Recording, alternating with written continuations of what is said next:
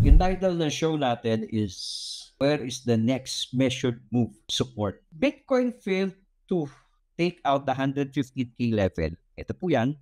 This was last Monday. It got rejected. Yesterday, we saw a red candle na may wick sa baba. Looks like for me, this is forming a parallel channel sa 4-hour time frame as visible.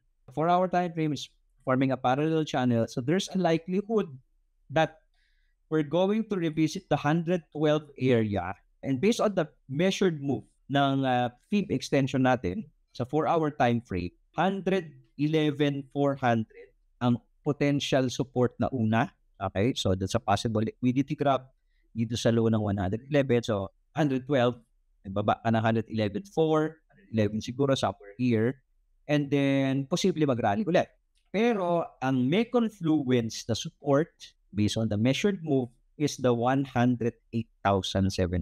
Ito po yun, this big one. So meaning to say, itong area na to, we expect a good support sa 108. Kasi meron siyang trendline confluence ng parallel channel, meron din siya fib extension confluence. Dalawa.